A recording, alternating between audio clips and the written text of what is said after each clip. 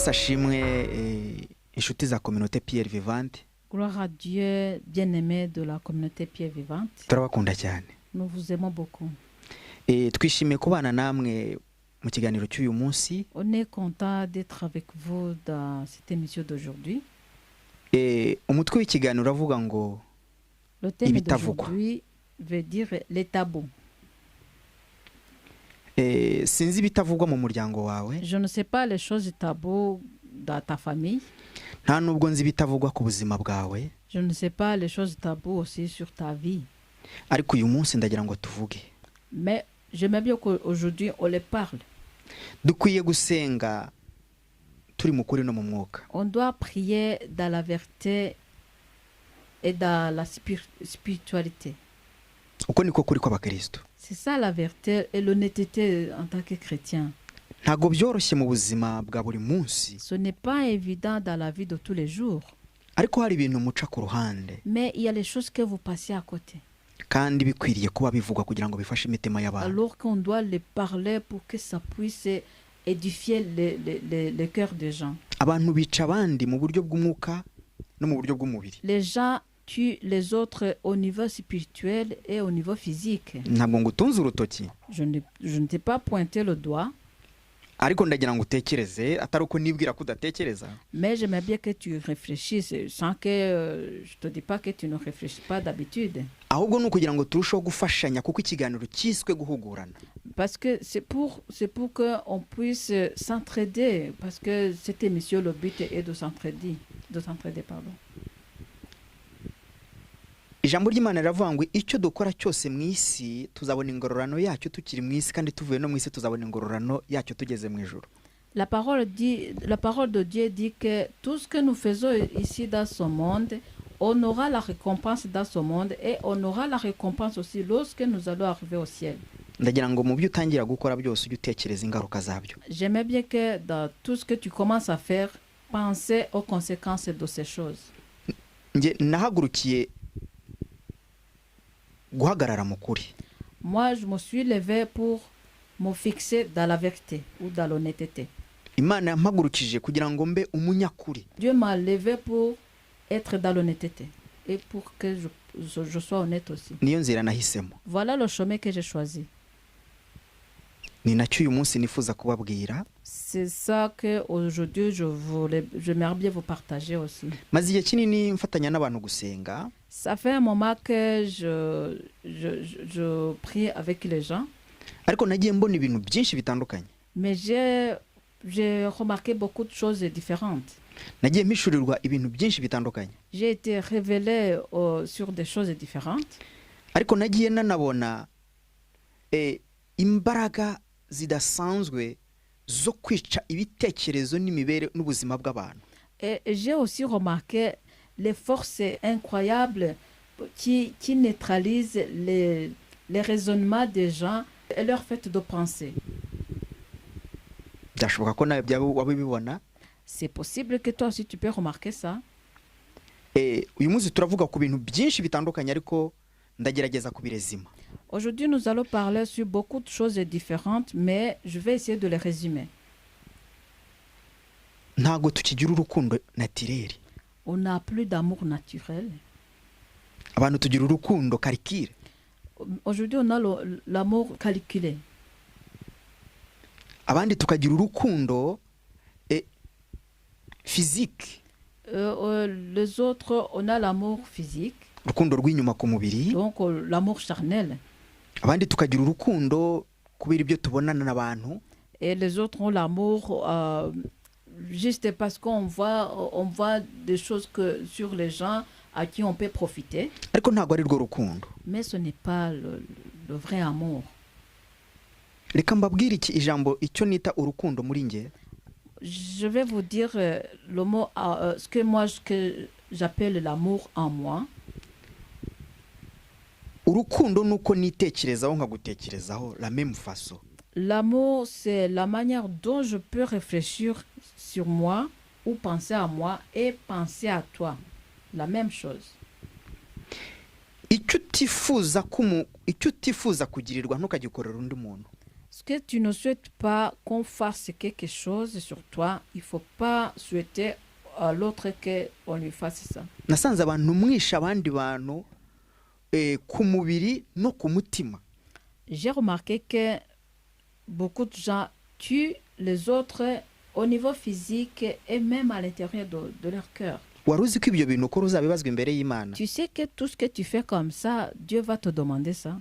Tu vas te demander de rendre Wari compte. uzi ko ibyo bintu ukora bizagira ingaruka ku buzima bwawe uyu munsi n'ubuzaza? Tu sais que les choses que tu fais comme ça, tu auras les conséquences sur ta vie et même dans la vie future. Wari uzi ko ibyo bintu bikurikirana famiye yawe? Tu sais que les choses-là peuvent poursuivre ta famille. Ko nimba turimo kubiba. Parce que c'est la semence que tu es en train de s'aimer. Uyu munsi urakunda umugore Aujourd'hui, tu aimes une femme kuko umubonanye amafaranga, parce que tu vois qu'elle a l'argent. yashira ukamujugunya. Et quand la femme n'a plus d'argent, ah ben, tu la jettes. Uyu munsi urakunda umugabo kubera umubonanye Aujourd'hui- amafaranga, Aujourd'hui, tu aimes un homme parce que tu vois qu'il a l'argent. yashira ukamujugunya. Et quand il n'y a plus d'argent, tu le jettes. Urukundo rwawe rurihe? Où est ton amour? Urukundo rwawe ni inyungu, Donc, ton amour, c'est l'intérêt. ntabwo ari urukundo naturel. Ce n'est pas l'amour naturel. Uyu munsi urakunda umuntu kubera ko ahagaze neza, afite umubiri umeze neza, arahagarara nyine ukabona afite igihagararo. Murabyita ngo hano mu Gifaransa ngo ni présentable. Donc, aujourd'hui, tu aimes quelqu'un parce que tu le vois vraiment bien, il est bien présentable. Umunsi umwe yarwara, Et un jour, quand il tombe malade, bya bindi wabona ngo ukabona byahindutse, tout ce que tu remarquais sur lui ont changé ukahita umujugunya. et puis tu le mets à côté. Reka nkubwire, Laisse-moi te dire, ibyo bifite ingaruka ku buzima bwawe. tout ça ont les conséquences sur ta vie. Nugirira nabi abantu babiri batatu gutyo, Si tu fais mal aux gens, à 2 personnes ou 3 personnes comme ça, ntiwibwire ko uzabaho amahoro. ne pense pas que tu vas vivre en paix. Urisha ubuzima bwe, Tu tues sa vie, wisha ubuzima bw'abana be, tu tues la vie de ses enfants, cyangwa hise ubuzima bwa famiye ye, ou bien babyeyi be. tu tues la vie de sa famille ou de ses parents. None se uribwira ko uzabaho wishimye? Est-ce que toi, tu penses que tu vas vivre heureux? Ndagira ngo utekereze nshuti. J'aimerais bien que tu réfléchisses, bien-aimé. Kuryoherwa uyu munsi ni byiza, Être dans le bonheur aujourd'hui, c'est bien, ariko adome ntago uhaze, ejo ntuhaze. mais demain, tu ne sais pas. Ko umuretse se kuko yarwaye cyangwa Si- yakoze agisida, Tu le laisses parce qu'il est tombé malade ou bien il a fait un accident. wowe ni uruhe rukingo ufite Et toi, tu as quel vaccin pour te protéger tout ça? ko bitakubaho? Pour que tout ça, ça ne t'arrive pas. Ubanye n'umuntu ari muzima, Tu vis avec quelqu'un parce qu'il est en bonne santé. umunsi umwe agize avese, Un jour, il a la WC. uramujugunye. Tu le jettes. Niki kikwereka ko utazayirwara? Qu'est-ce qui te montre que toi, tu ne peux pas avoir la WC? Nimugire imitima itekereza, Il faut avoir un cœur qui réfléchit. nimurebe abandi bantu. Regardez les autres. Uyu mubiri ntugira garanti, Ce corps n'a pas de garantie. ibyo ukorera abandi bishobora kuza kugarukaho plus tard. Ce que tu fais aux autres, ça peut t'arriver plus tard. Ndagira ngo mwige kuba abanyakuri. J'aimerais bien que vous soyez à être honnête. Uyu munsi hariho imico cyangwa se mentalite mufite. Aujourd'hui, vous avez les mentalités. Uravugana n'umuntu kuko ari umukobwa, uri umuhungu, Tu parles avec quelqu'un, soit cette personne est une fille et toi tu es un garçon. mu mutwe wawe imagination yawe, ni indaya yuriya muntu. Et toi, quand tu le vois, tu dis, ah, elle, c'est une pute de cette personne. Niki kibikubwira, niki kibikumenyesha? Qu'est-ce qui te dit que c'est ça? Niki kikwereka ibyo bintu kutegeza ubibona? Qu'est-ce qui te montre ça alors que tu n'as rien remarqué? Irinde tu n'as gucira rien vu? abantu urubanza ku byo utazi. Il faut arrêter de juger aux gens sur les choses que tu ne connais pas. Urabona umusore n'umukobwa ugahita wimagina. Quand tu vois un garçon et une fille, tu commences à imaginer. Reka imagination zawe, Il faut laisser tes imaginations. wijije abantu, Il ne faut pas juger les gens. ntabwo uri Imana. Tu n'es pas Dieu. Ibyo babonyemo ntabwo kuba abantu baganira ni normal. Le fait que les gens sont en train de converser, c'est tout à fait normal. Reka ibyo, Laisse-la. ntabwo ari ubukristo. C'est pas le christianisme. Reka nkubwire, Laisse-moi te dire, urukundo rw'inyuma l'amour physique, hein, rugira garanti, il a la garantie. ariko urukundo rw'imbere mu mutima Mais l'amour de l'intérieur, l'amour du cœur, umuntu yarwara atarwara uramukunda. que quelqu'un tombe malade ou pas, tu l'aimes. Uyu munsi dufite ibibazo bikomeye. Aujourd'hui, on a beaucoup de problèmes. Hein.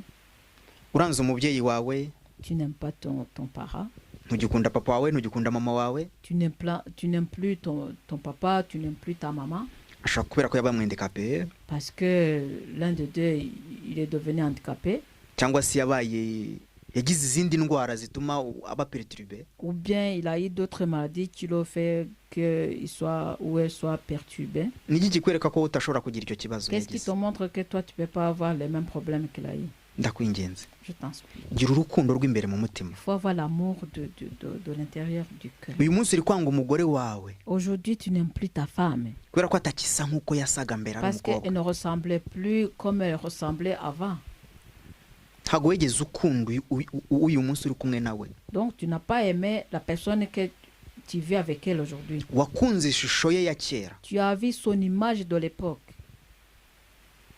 none iragabanutse kubera amaze kubyara Maintenant, son image ou cyangwa amaze gukura. son physique a changé parce qu'elle a déjà mis au monde les enfants ou bien elle commence à vieillir. Hein. Ni iki kikwereka ko wowe uri inosa cyangwa se uri igitangaza cyangwa se uri mwiza kumurusha? Qu'est-ce qui te montre que toi tu es plus beau qu'elle? Ndagira ngo utekereze inshuti y'Imana. J'aimerais bien que tu réfléchisses bien. Wikica ubuzima bwawe ngo wice n'ubw'abana bawe n'ubw'umugore wawe Il faut pas gâcher ta vie de ta femme ou de tes enfants cyangwa ubw'umugabo wawe. ou bien de ton mari. Ikintu cyose ukora Quelque chose que tu fais, umenye ko gifite inyungu, sache qu'il y a l'intérêt gifite n'igihombo. et il y a les pertes aussi. Il y a les bénéfices et les pertes de cette chose que tu fais. Iyo mbabwira ibi, Quand je vous parle de ça, si uko mba nshaka ko mutahagarara mu kuri, je ne veux pas que vous soyez honnête. ahubwo nuko mba nshaka ko mutekereza guhagarara mu nzira y'ukuri. C'est que je veux que vous pensez à être dans le bon chemin. Reka ngaruke ku kintu kimwe. Je vais revenir sur une chose. Uyu munsi mukunze ibintu kuruta abantu. Aujourd'hui, vous aimez les matériels plus que les personnes. Ninde wabizanye mu isi? Qui les a amenés dans ce monde? Ninde uzabisohokana? Qui va partir avec de ce monde? Iyi si ntacyo twayizanyemo, nta nicyo tuzayivanamo. Ce monde, on n'a rien amené là-dedans et on va rien prendre quand on va quitter ce monde. Wikangiza ubuzima bw'umuntu. Il faut pas gâcher la vie de quelqu'un d'autre. Wikiyangiza nawe ubwawe. Il faut pas aussi gâcher ta vie. Ndakwinginze. Je t'en supplie. Ibintu byiza bizahoraho buri munsi. Les bonnes choses vont toujours exister. Abantu bateye uko ushaka bazahoraho buri munsi. Les gens qui sont bien présentables comme tu veux, ils vont toujours exister. Ariko nudatekereza, Mais si tu ne réfléchis pas, uzinjira mu iherezo ribi. tu vas entrer dans la finale destination mauvaise. Ngira ikintu ushobora kugura ikintu ushobora kubutunze kigasimbura kikaba aricyo kikupresenta ko abantu bagomba gukunda kubera icyo. Ni iki?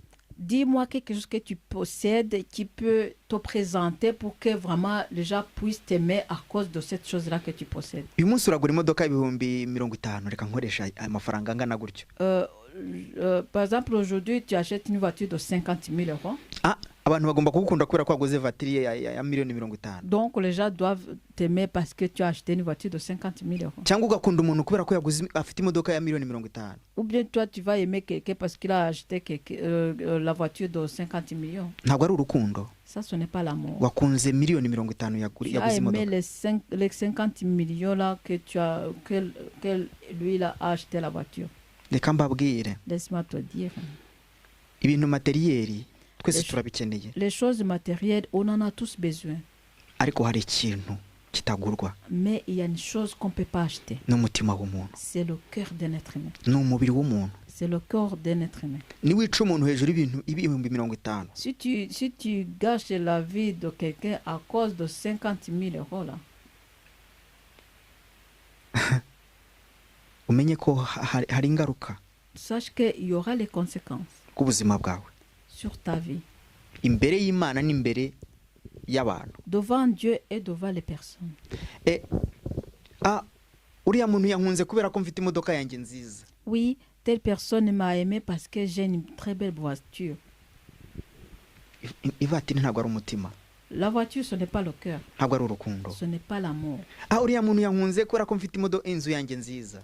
Ah, telle personne m'a aimé parce que j'ai une très belle maison. Reka mbabwire, Laisse-moi te dire. inzu ntabwo ikubakira urukundo. La maison ne construit pas ton amour. Imodoka ntiyubaka urukundo. La voiture ne construit pas l'amour. Akazi ntikaza n'urukundo. Le travail n'amène pas l'amour. Urukundo ni naturel, L'amour, c'est naturel. ni imbere. C'est à l'intérieur. Ushaka gukunda umuntu nta n'icyo afite, Tu peux aimer quelqu'un sans qu'il a quelque chose. ushobora no kumukunda abifite. Tu peux l'aimer même au cas cette personne-là possède beaucoup de choses. Ariko uyu munsi ndimo ndabwira wowe, Mais aujourd'hui, c'est toi que je parle. Hein. ndabwira wowe ukunda umuntu kubera ibyo umukurikiyeho. Je parle à toi qui aimes quelqu'un à cause des choses que lui possède. Iherezo ryawe ni ribi, Ta destination est mauvaise.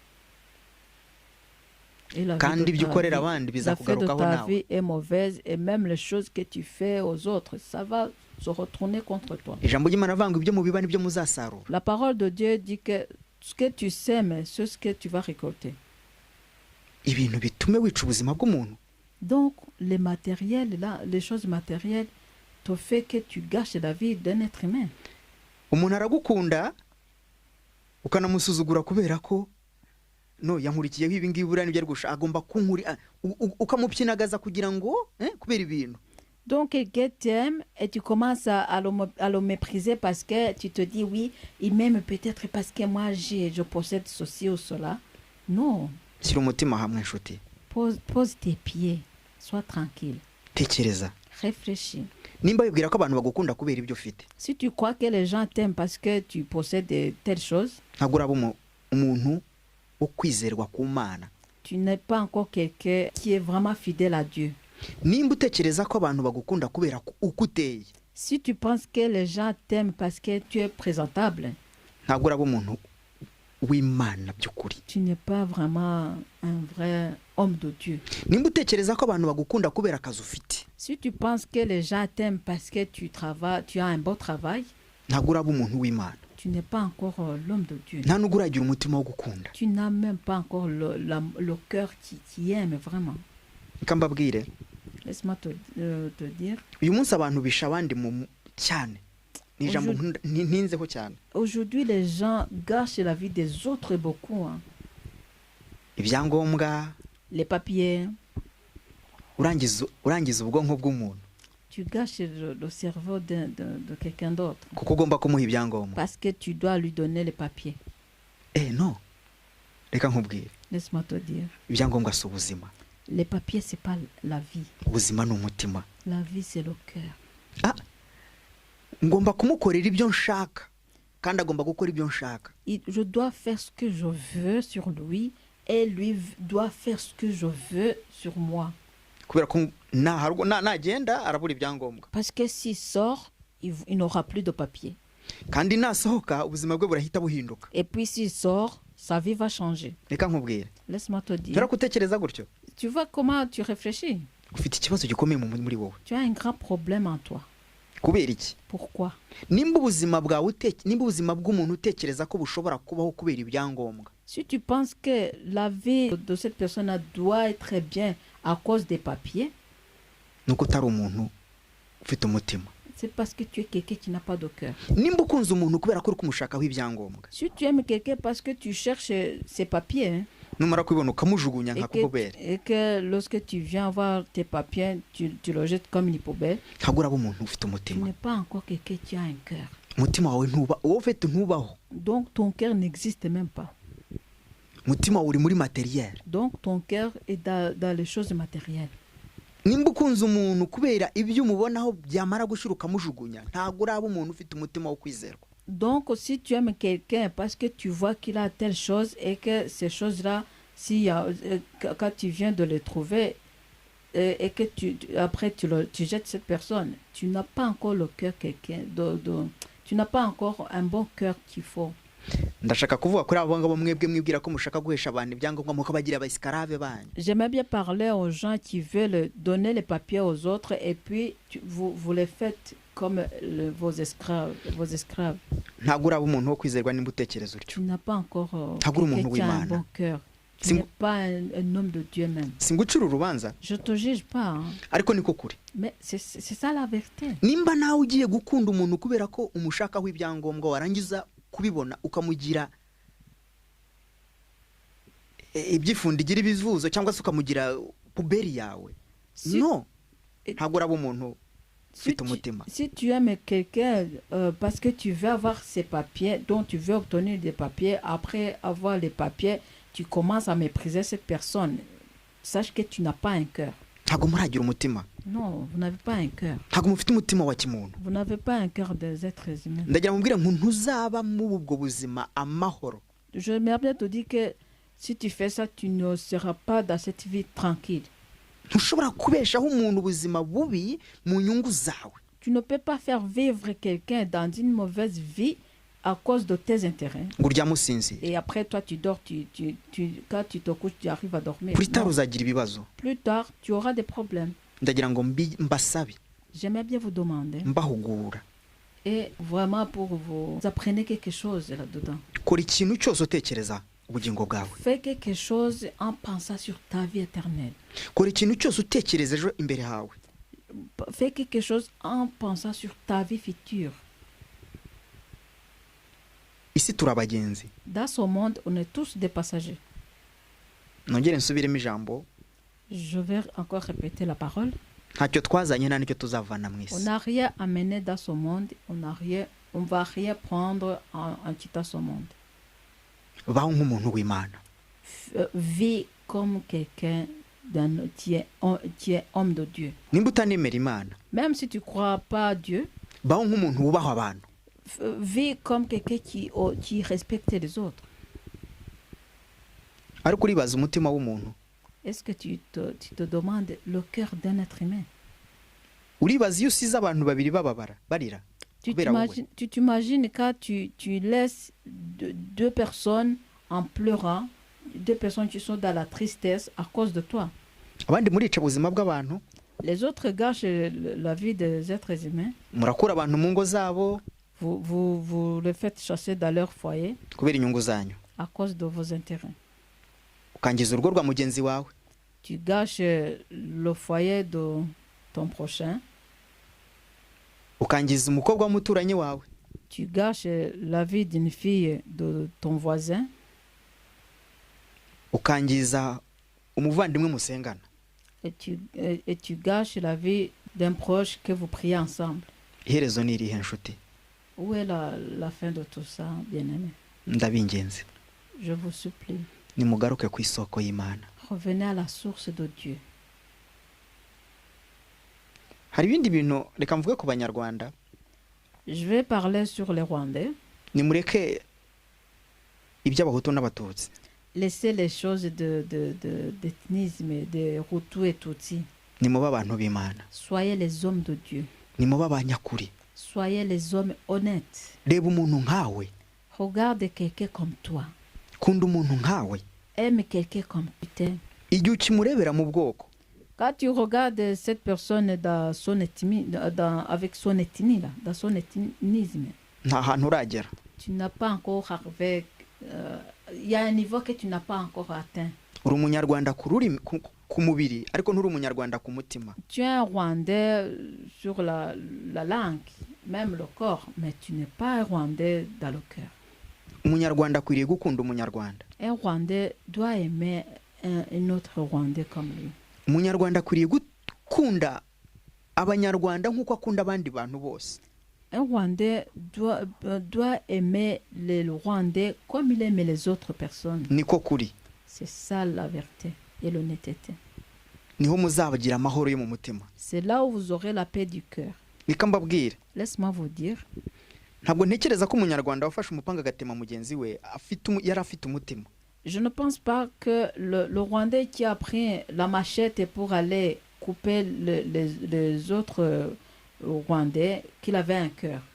ariko uyu munsi ndabingenze. Mais aujourd'hui, je vous en supplie, nimurenge ibyatambutse Essayez de surpasser ce qui ont déjà passé murebe ibiri imbere, et vous regardez ce qui sont devant. mushaka ubugingo, Cherchez la vie éternelle. mushake kubana amahoro, Cherchez à vivre ensemble. mushake kubana mu rukundo, Cherchez à vivre dans l'amour. wiprofita mugenzi wawe, Il ne faut pas profiter de ton prochain. wikica ubuzima bwa mugenzi Il ne wawe. faut pas gâcher la vie de ton prochain.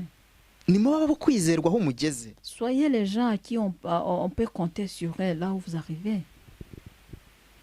Kuki utizerwa? Pourquoi on ne peut pas faire confiance à toi? Kuki abantu batakwiyumvamo? Pourquoi on ne se sent pas de toi? Gira ukuri. Il faut avoir l'honnêteté.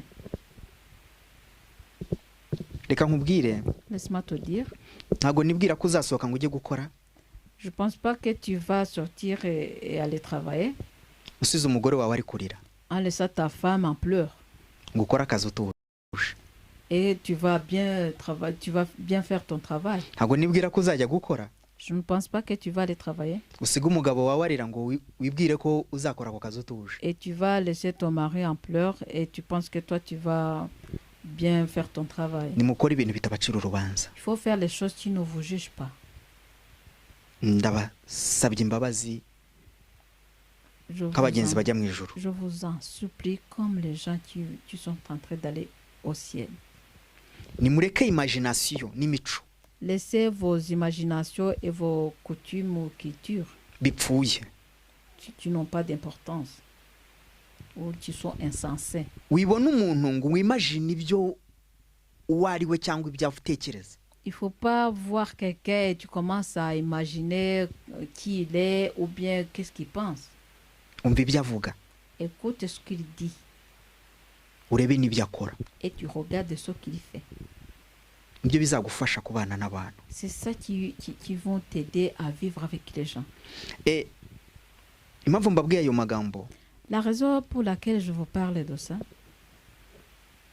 nuko nasanze ibintu birenza abantu. j'ai remarqué que les choses dépassent les gens. Nyamara hari ikintu njya nibwira, urukundo rurenza abantu. Mais il y a une chose que je me dis, l'amour dépasse les gens. Imana ibahe umugisha. Reka tujye muri Que Bibiliya, Dieu vous bénisse. On va aller dans la Bible. tujye muri Zaburi, turasoma imirongo ibiri twihuta. On va aller dans Psaume. On va lire 2 versets vite fait. Impamvu nashatse kubabwira turajya muri Zaburi 23. On va aller dans Psaume 23. Impamvu nashatse kubabwira ibijyanye na Bibiliya ndetse n'imico, La raison pour laquelle je voulais vous parler qui va avec la Bible et même les cultures, hein, ni ukugira ngo mutekereze ku iyi si c'est pour que vous pensez que ce monde,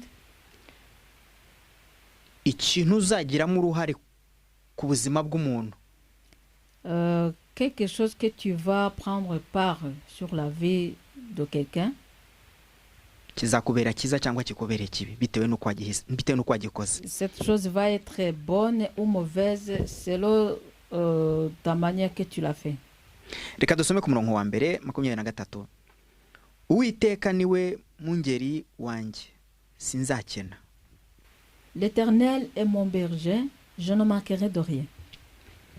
Imana niba umungeri wawe, Si Dieu soit ton berger, niba umushumba wawe, si Dieu soit ton berger, ntuzagirira n'aba bantu, tu ne feras pas mal aux gens. ntuzareba fizike z'abantu, Tu ne vas pas voir leur physique. ntuzareba ibyo abantu batunze, Tu ne vas pas voir ce que les gens possèdent. aho kuzabakunda uko umutima wawe uri.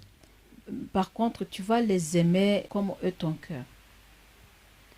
Ntuzakarikira abantu. Tu ne vas pas les calculer. Uyu munsi hari umuntu ukunda kuvuga ngo abagabo barababaye. Aujourd'hui, il y a les gens qui disent souvent, oui, aujourd'hui les hommes sont tristes. Uyu munsi ndagira ngo mvuge ngo abantu barababaye. Aujourd'hui, j'aimerais bien dire, les gens en général sont tristes. Abantu basufuje abandi. Il y a les gens qui font souffrir les autres. Ndagira ngo utekereze inshuti y'Imana. J'aimerais bien que tu réfléchisses, bien-aimé de Dieu. Umuntu usufuza À la personne là que tu fais souffrir, ubizi ubishaka en sachant que tu es en train de le faire, hari ingaruka. il y a les conséquences. Tekereza Réfléchis muri wowe, en toi. ushaka igisubizo. et tu trouves la solution. Njye burya ntabwo njya nanga umuntu, Moi, je ne déteste pas quelqu'un, ariko nditondera abantu. mais je fais attention aux gens. Atari uko kwitondera abantu ni ukwirinda ikintu kiburesa umuntu. Donc, le fait de faire attention, c'est de ne pas... C'est vraiment de s'épargner quelque chose qui peut blesser quelqu'un. Nimba umuntu agusize wababara, Si quelqu'un te laisse et que toi tu es triste, tekereza ko nawe iyo ubikoreye undi ababara. pense que toi aussi si tu fais ça sur quelqu'un d'autre, lui aussi il est triste. Tekereza nimba umuntu akwibye ubabara. Réfléchis, si quelqu'un te vole, tu es triste. Tekereza iyo wibye uwundi ko nawe ababara. Pense que si tu fais ça à quelqu'un d'autre, lui aussi il a mal au cœur. Niho tuzaba abanyakuri inshuti. Niho tuzaba abanyakuri nidutekereza dutya. Si on réfléchit comme ça, c'est là on va être les gens honnêtes. Reka dukomeze muri iyo Zaburi. On va continuer Tujye ku murongo dans wa ce gatandatu. psaume. On va aller au verset 6. Ni ukuri kugirirwa neza n'imbabazi bizanyomaho iminsi yose nkiriho. Nanjye nzaba mu nzu y'Uwiteka iteka ryose. Amen. Oui, Amen. le bonheur et la grâce m'accompagneront tous les jours de ma vie et j'habiterai dans la maison de l'Éternel jusqu'à la fin de mes jours. Amen. Kuko wabaye umunyakuri mu mutima. Parce que tu as été honnête dans le cœur. Iga kubana n'umuntu utandukane nawe udafite ikigucira urubanza muri we. Apprends à vivre avec quelqu'un et quand tu te sépares de lui et tu sens que tu n'as pas quelque chose qui te juge dans ton cœur. Uyu munsi uravugana n'umukobwa agahita abona yuko wamukunze. Aujourd'hui, Non. quand tu parles à une fille, la fille pense que vraiment tu l'as aimée. Non. Uyu munsi uravugana n'umuhungu, umuhungu agahita yishyiramo ko wamukunze. Aujourd'hui, Non. tu parles avec un garçon et le garçon se met dans sa tête que tu l'as aimé. Non. Ufite tugomba gukura mu mutwe imagination. En fait, on doit lever les imaginations qui sont dans nos têtes. Iyo ubanye n'Imana iminsi yose iteka ryose, Quand tu vis avec Dieu tous les jours, njyewe iyo ndi kumwe n'umukobwa ndi areze kuko ntacyo umutima wanjye unciraho urubanza. moi, lorsque je suis avec une fille, je me sens à l'aise parce qu'il n'y a rien qui me juge dans mon cœur. Kuko ntacyo nifuza kibi kuri we. Parce que je ne souhaite aucun mal sur elle.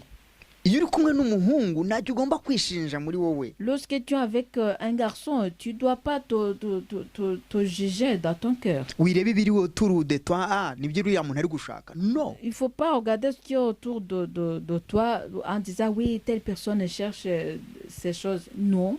Ubuzima sociali buri hehe none? Alors où est la vie sociale? Reka mbabwire. Laisse-moi vous dire. Ntabwo ntekereza ko nshobora kugukunda kubera ibyo ufite. Je ne peux pas penser à t'aimer à cause des choses que tu possèdes. Njye nshobora kugukunda kuko mfite umutima wo kugukunda. Moi, je peux t'aimer parce que j'ai un cœur qui t'aime. Ni mubabo kwizerwa. Reka tujye Soyez les gens muri Yesaya. honnêtes. On va aller dans Isaïe. Imana ibaho umugisha cyane. Yeremiya igice cya 24 turasoma ku murongo wa 7. On va aller dans Jérémie chapitre 24 verset 7. Nzabaha umutima wo kumenya yuko ari nge Uwiteka. Bazaba ubwoko bwanjye nanjye nzaba Imana yabo. Kuko bazangarukira n'umutima wabo wose. Imana ishimwe cyane. Amen. Je leur donnerai un cœur pour qu'ils connaissent que je suis l'Éternel. Ils seront mon peuple et je serai leur Dieu s'ils reviennent à moi de tout leur cœur. Imana ishimwe cyane. Que Dieu soit loué. Impamvu nababwiye aya magambo, La raison pour laquelle je vous ai partagé cette parole, ndagira ngo mukoreshe imitima yanyu nkuko musanzwe muyikoresha. j'aimerais bien que vous utilisez vos cœurs comme d'habitude Mutekereze et vous réfléchissez. buri kintu nkora Chaque chose que je fais, ese kibabaza nde? à qui ça fait mal, Ese gihesha ndi umugisha? à qui ça bénit, Ese gikorera nde ikibi? à qui ça fait mal à la personne. Garuka mu muryango wawe. Reviens dans ta famille. Garuka mu mutima wawe. Reviens dans ton cœur. Reba ibiri autour Regarde ce votre qui est famille, autour muri famille yawe. Regarde tout ce qui est autour de ta famille. Ni igiki wahindura? Qu'est-ce que tu peux changer dans kubw'umutima wawe mwiza à cause de ton cœur, de ton beau cœur? ese ukunda umuvandimwe wawe Est-ce que tu aimes ton frère? ese ukunda umugore wawe Est-ce que tu aimes ta femme? ese ukunda umugabo wawe Est-ce que tu aimes ton mari? ese ukunda umwana wawe Est-ce que tu aimes ton enfant? ese ukunda inshuti zawe Est-ce que tu aimes tes amis? ese ukunda abavandimwe muhurira mu mafete mu kazi Est-ce que tu aimes les frères et sœurs que tu rencontres dans le travail? garura umutima wawe Ramène ton cœur gutekereza neza et réfléchis bien. garura umutima wawe kwiyumvamo ubuzima bwiza. Ramène ton cœur à sentir une bonne vie là-dedans. uyu munsi mbaganirije kuri bimwe bishoboka. Aujourd'hui, je vous parle sur les uns qui sont possibles.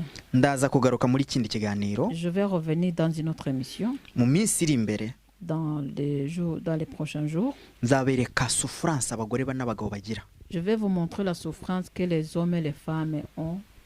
biroroha kuvugira ku muntu C'est facile de parler sur quelqu'un utazi ubuzima abamo. sans savoir la vie par laquelle il traverse. biroroshye kuvuga ngo ibintu bikorwa gutya bibaho gutya. C'est facile de dire oui, les choses se passent comme ça, ça se fait comme ça. reka mbabwire Laisse-moi vous dire. mu kinyarwanda baravuga ngo agaha kari kuwundi karahandurika. mu kinyarwanda ni ukuvuga ngo ikitakuriho ucyenterepurete uko ushaka. Dans l'expression rwandaise, on dit que bon, quelque chose qui n'est pas sur toi, hein, tu peux l'interpréter comme tu veux. ugiye mu mwanya w'uriya muntu wamenya ubuzima abamo. Mais si tu te mets à la place de la personne là, hein, c'est là où tu peux connaître la vie par laquelle uriya elle muntu traverse. yarananiranye Ah, telle personne est impossible. nyamara ntiwaba mu buzima abayemo. Mais toi, tu peux pas vivre dans la vie par laquelle elle vit. ntiwaba muri souffrance abayemo. Mais tu peux pas vivre aussi dans la souffrance qu'il vit. uriya muntu ni indaya, uriya muntu ni umwicanyi, nyamara ntuzi ubuzima abayemo. Ah, telle personne est pute, telle personne est tueur, mais tu ne sais pas la vie par laquelle il traverse. ubaye mu buzima arimo Si wamwumva. tu vivais dans sa vie, là tu allais comprendre. uyu munsi biratworohera kuvuga Aujourd'hui, c'est facile de parler. iyo nkubwiye ubuzima mbayemo cyangwa ukambwira ubwo ubayemo. Quand je te raconte Shobora la vie par laquelle je vis, ou bien que toi tu me racontes la vie que tu vis, nshobora kuguha inama zanjye uko mbyumva, je peux te conseiller selon comme je le sens, ariko wowe ubirimo mais toi tu le vis. ni wowe ubizi. Toi tu le vis, c'est Hari toi abantu- tu connais. hari abantu bari torotire mu buzima, Il y a les gens qui sont torturés dans leur vie, muri famiye, dans leur famille, mu buzima bwa buri munsi. dans leur vie de tous les jours. we warangiza ukabikiniraho ukabivuga uko ushaka. Et toi, quand tu vois ça, tu commences à parler de tout et de rien, sans Utazi- faire attention. utazi sacrifice umuntu abamo, Alors que tu ne sais pas les utazi sacrifices souffrance abamo. ou les souffrances que telle personne traverse. mujye mubanza mutekereze inshuti Il z'Imana. faut d'abord réfléchir, bien-aimé, avant de parler. muzagaruka Vous allez revenir mumenye ukuri. et vous saurez la vérité. reka mbabwire, Laisse-moi vous dire, mutekereza neza imbere ni heza. réfléchis bien devant. Hein. Il y a des belles choses qui nous attendent. imbere hari ubuzima. Devant, il y a la bonne vie ou la belle vie qui nous attend. ariko reka nongere ngaruke mu ijambo rivuga ngo Je vais revenir dans la parole qui dit, byashoboka ko igiti cyatemwe cyongera kigashibuka c'est possible que l'arbre qu'on a coupé peut encore pousser bitewe nawe. à cause de toi. reka nkubwire ntiwicire urubanza, Laisse-moi te dire, il ne faut pas te juger, ahubwo kondana umwuka ukurwanya muri wowe. mais tu condamnes l'esprit qui te combat en toi. reka nkubwire, Laisse-moi te dire, umugore wawe ni mwiza, ta femme est très belle, umugabo wawe ni mwiza, ton mari est très bon. mugurira amavuta nk'ariyo ubona bariya bisiga. Achète la lotion, le lait du corps que les autres Mugurire- mettent là. mugurira Mettent. parufe ubona bariya biteye. Achète le bon parfait que tu vois que les autres mettent aussi leur mugurira sur uriya leurs mwenda vêtements. ubona bariya bambara ukabona baraberwa nawe Achète umugure. les bons vêtements là que tu vois les autres apportent. bimushyire. Amène-le sur araza ou gusa sur na lui. araza gusa nawe na wa wundi ubona. Il va ressembler ou elle va ressembler à ces gens-là que tu voyais qui mettaient ces parfaits là ou qui portaient les vêtements là. aha byashoboka ko atagira isuku, C'est possible qu'il n'a pas de la propreté. nuko utamufasha kuyigira. c'est parce que tu ne l'aides pas à l'avoir. byashoboka ko adakora ibintu byose neza, C'est possible qu'il ne peut pas faire des choses bien ou des choses parfaites. ni uko utamusutena ngo umufashe kugira ngo bibe byiza, mufatanye. Urashaka ko usanga yabikoze byose ariko arakora byinshi. Il faut l'aider pour qu'ils doivent encore faire beaucoup plus ou bien faire bien. Toi, tu veux que tu la vois bien faire tout, mais tu ne le soutiens pas. Nawe mufashe. Et soutiens-la. Icyo ushaka gukorerwa nawe gikorera Ce abandi. que tu veux qu'on te fasse, qu'on fasse de ça, fais-le aux autres aussi. Ndavuga ku bagore no ku bagabo, Je parle sur les hommes et les femmes. ndavuga ku basore n'abakobwa. Je parle sur les garçons et les filles. Reka nongere nkubwire nawe mwana cyangwa se muvandimwe, Je vais te dire toi aussi, mon frère, hari ibintu bibabaje nk'ubu Burayi twajemo cyangwa se mu iyi si turimo. il y a des choses qui font mal dans ce monde qu'on est ou dans cette Europe qu'on est venu là-dedans. Atari hano gusa muri Europe n'ahandi hose ku Ce n'est isi. pas seulement ici en Europe, mais dans d'autres mondes aussi, dans d'autres pays. Amafaranga ntabatwara ubuzima, ntabatwara ubumuntu. Que l'argent ne vous prend pas votre personnalité. Amafaranga votre honnêteté. urayashaka, L'argent, tu le cherches. ariko hari ikintu utazashaka ngo ubone. Mais il y a une chose que tu vas chercher et tu ne vas pas la trouver. Ni umutima w'umuntu wapuresheje, C'est le cœur de quelqu'un que tu as blessé. ni umutima w'umuntu wishe. C'est le cœur de quelqu'un que tu as gâché. Garuka Reviens uvure iyo mitima. et tu soignes tous ces cœurs. Bamwe muri mwe mwataye ababyeyi banyu kuko babaye abarwayi. Parmi les uns, vous avez abandonné vos parents parce que vos parents sont devenus malades. Ndagira ngo mugaruke inyuma. J'aimerais bien que vous faites demi-tour. Igihe yari muzima yarakurwaniye. Lorsqu'il était en bonne santé, il a tout fait pour toi. Ubuzima urimo uyu munsi La vie par laquelle que tu vis aujourd'hui, nuko yabirwaniye. c'est parce que tes parents étaient là pour toi. Nimba umwabandonye kuko agize ikibazo, Si tu l'abandonnes parce qu'il a un problème, ni wowe ufite ikibazo kinini. c'est toi qui as un grand problème plus que lui ou plus que elle-même. Nimba warize uyu munsi ukaba ukora akazi, Si tu as étudié et aujourd'hui tu travailles, nimba ufite urugo uyu munsi ukaba ufite abana, si tu as un foyer, aujourd'hui tu as les enfants, wibuka ko nawe yigeze kukugira nk'umwana. rappelle-toi qu'un jour il a eu toi comme un enfant. Garuka Tu as été son enfant pour lui ou pour elle. Reviens. hereza mama wawe ibiganza, papa wawe ibiganza. Donne tes mains à ton papa ou à ta maman. Biturutse ikiganza giturutse mu mutima, La main qui vient de ton cœur. usabe pardon, Et tu demandes pardon. ugaruke mu rukundo, Et tu reviens à l'amour. Dans l'amour. uherekezwe n'umugisha w'Imana. Et à ce moment-là, tu seras accompagné par la bénédiction de Dieu na famille. et la bénédiction de la famille. Imana ibahe umugisha. Que Dieu vous bénisse. Reka dusenga Imana. On va prier. Tuzagaruka On va revenir mu kiganiro, tuzagaruka ubutaha dans l'émission la prochaine fois. qu'on va faire la prochaine fois. Tuzareba souffrance abantu bafite muri famille. La mission qu'on va faire la prochaine fois, on verra la souffrance que les gens ont dans leur famille. Tuzakora ikiganiro gikomeye cyane cyiswe ngo niko zubakwa. On va faire une grande émission qu'on dit souvent en Kinyarwanda, niko zubakwa en français. Donc on les construit comme ça. Imana ibahe umugisha. Que Dieu vous bénisse. Nyagasani Imana yacu, Seigneur notre Dieu, uha umugisha ubu bwoko bwawe. que tu bénis ton peuple Uko badukurikiye parce qu'ils nous ont suivis, ntubibagirwe, que tu ne les oublies pas, ubavure que tu les soignes, inkovu zo mu mitima, les cicatrices qui sont dans leur cœur, aho bangijwe, aho bishwe, là où ils ont été gâchés, ubahe kubabarira, que tu les donnes à te pardonner ubahe no kubabarira, et que tu les donnes à pardonner ubahe no kubabarirwa. et que tu les donnes à être pardonné.